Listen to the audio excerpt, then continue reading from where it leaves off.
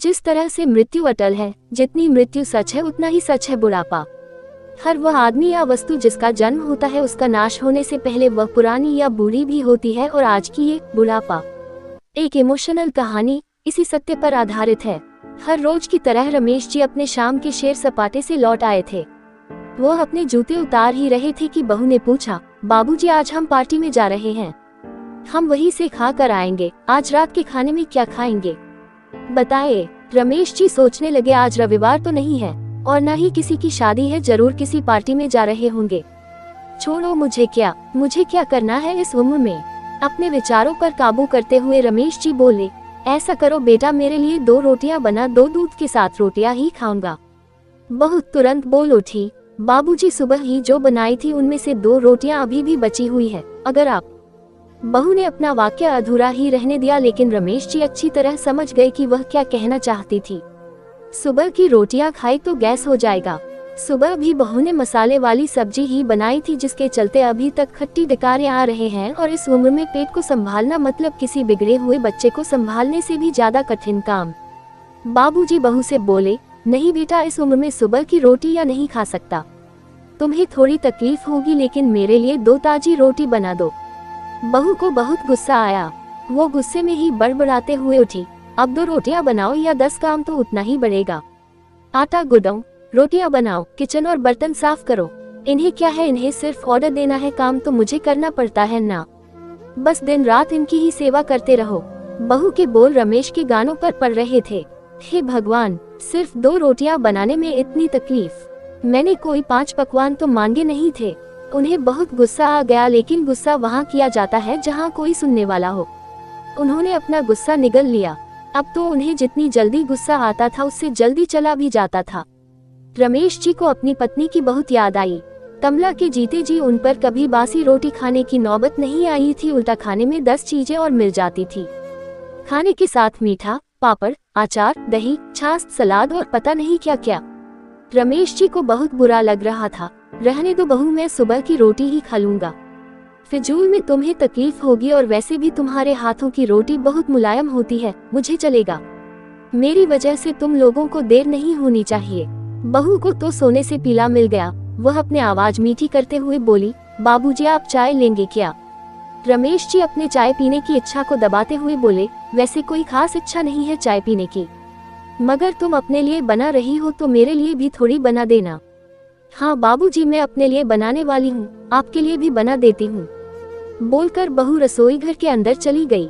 रमेश जी खुद से ही बातें करने लगे, अभी तो लाखों की जायदाद है मेरे पास, यह घर भी मेरे नाम पर है और खाते में भी लाखों रुपए पड़े हैं।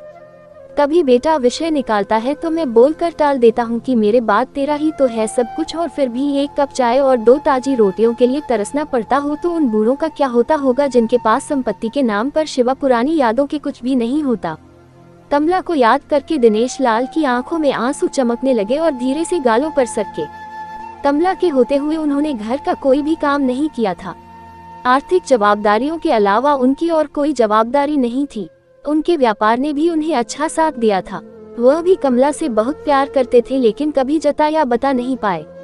वह यह सच्चे दिल से मानते थे कि कमला उनकी किसी पूर्व जन्मों के पुण्य का फल है, लेकिन जिंदगी की भाग दौड़ में वह कमला की मन की इच्छाएं पूरी कर ना सके। उन्हें वैष्णो देवी जाना था, लेकिन हर बार यह यात्रा अगले साल के लिए पोस्टपोन्ड हो जाती। घर बार और संसार की जिम्मेदारियां संभालते संभालते कब उनकी इच्छाएं उन्हीं के साथ चली गई पता ही नहीं चला।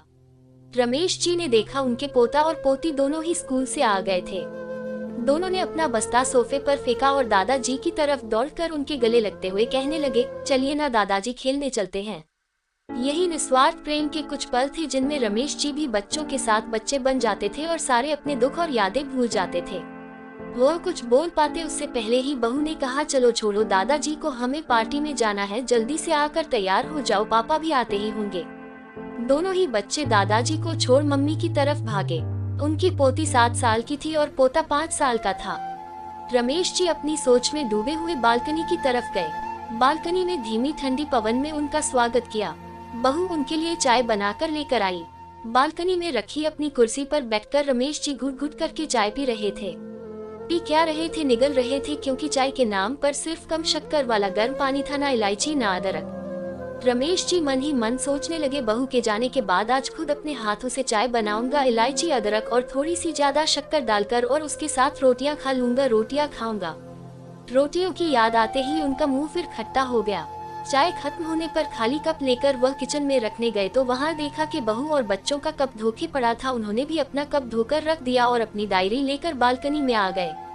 बालकनी में बैठे बैठे उनकी नजर सूखी हुई तुलसी के पौधे पर गई। उन्होंने एक लोटा पानी लाकर उसमें डाल दिया। कुछ मिनटों बाद ध्यान से देखने पर उन्हें पता चला कि सूखे हुए तुलसी के पौधे में नई कुपले जैसे मुस्का रही हो।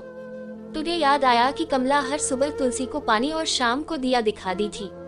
अब तो शाम को ना तुलसी को ना ही भगवान के मंदिर में दिया जलता है। पता नहीं कितने संस्कार, इतनी अच्छी आदतें कमला अपने साथ ले गई थी। रमेश आसमान की तरफ देखकर बोले, शकुंतला, मुझे और इस घर को अभी तुम्हारी जरूरत थी। तुम क्यों हमें छोड़कर चली गई? तुमने मुझे धोखा दिया। तुमने हमेशा साथ रहने का वचन तोड़ दिया। तुम मुझे अकेला छोड़कर चली गई। रमेश की आंखें भर आई। पापा, इतनी ठंडी हवाएं बह रही है और आप है कि बालकनी में बैठे हैं। अंदर आ जाए, नहीं तो बीमार हो जाएंगे। बेटी ने रमेश जी से कहा। बेटा, बहू और पोता पोती सब तैयार होकर पार्टी के लिए निकल रहे थे। किसी ने झूठ मुठी मन रखने के लिए भी उनसे नहीं पूछा कि साथ चलिए। बाबा, आप खाना खाकर जल्दी सो जाएगा, हमें आने में जरा देर हो जाएगी। ज्यादा देर तक जागना आपकी सेहत के लिए अच्छा नहीं है। हमारे पास घर की दूसरी चाबी है, हमारी चिंता मत कीजिए। बेटे नहीं जाते हुए कहा, ऐसे बोल रहे हैं जैसे मेरी सेहत की बहुत फिक्र है। कितने दिनों से बोल रहा हूँ, डॉक्टर के पास ले चलो। बीपी बढ़ा हुआ है, शुगर भी चेक करवाना है। थोड़ा सा भी चलता हूँ तो हौंफने लगता हूँ। बेटा कहता है कि बुढ़ापे में यह सब तो होता ही है, ज्यादा भ्रम मत पालिए। वाह बेटा, बूढ़े बाप के पास बैठने के लिए थोड़ा सा भी टाइम नहीं है तेरे पास, और पार्टी के लिए टाइम ही टाइम है। ऐसे अनगिनत विचार उनके दिमाग में चल रहे थे, लेकिन फिर भी उन्होंने हाँ में सिर हिलाया। सभी पार्टी में चले गए। रमेश जी हॉल में रखी कुर्सी पर आकर बैठे। खाना खाने की अभी कोई इच्छा थी नहीं, इसलिए टीवी चालू की। आज वैलेंटाइन डे था, प्यार का दिन, इसलिए टीवी पर भी उसी के बारे में दिखा रहे थे। रमेश जी की नजर पास में रखे अपनी पत्नी की फ्रेम पर गई, जिसने लाल कलर की साड़ी पहन रखी थी। प्यार तो उन्होंने भी खूब किया था कमला जी से, पूरी जिंदगी किया था, जी जान से किया था, लेकिन कभी बोल नहीं पाए। टीवी पर दिखा रहे थे, लोगों ने लाल कपड़े पहन रखे थे। हाथों में लाल फूलों के गुच्छे लेकर वह ग्रीटिंग कार्ड्स की खरीदी कर रहे थे। पता नहीं रमेश जी के मन में क्या आया, उन्होंने अपने पैसों का बटवा लिया और निकल पड़े।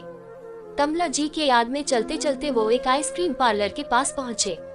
उनको श्वास चढ़ गया था, उनकी सांसों की गति तेज हो गई थी। आइसक्रीम पार्लर के पास एक कुर्सी पर वह आकर बैठे, तभी वहाँ पर एक छोटी बच्ची आई जो गुब्बारे बेच रही थी। बच्ची बोली, दादाजी गुब्बारे लोगे क्या? इतने ही बचे हैं, बिक जाएंगे तो जल्दी घर चली जाऊंगी। रमेश जी ने देखा 10-12 रंग बिरंगे गुब्बारे थे। उन्हें याद आया कि कमला जी को भी गुब्बारे बहुत पसंद थे, लेकिन अब गुब्बारे लेकर क्या करूं? उन्हें बच्ची की आंखों में सच्चाई और आशा दिखी। उन्होंने 200 रुपए दिए और सारे गुब्बारे खरीद लिए। उन्हें फिर से कमला जी की याद आई, क्योंकि वह भी घर से निकलते समय हमेशा थोड़े एक्स्ट्रा पैसे लेकर निकलती थी और किसी ना किसी जरूरतमंद की मदद किया करती थी। कभी वो टोकते तो वह कहती, हमें भगवान ने लेने वालों के नहीं देने वालों की लाइन में खड़ा किया है, और थोड़े से रुपयों के बदले में लाखों की दुआएं मिलती है, तो मुझे टोका मत कीजिए। आंखों में आंसुओं के साथ रमेश जी खड़े हुए रास्ते के बीचों बीच आए।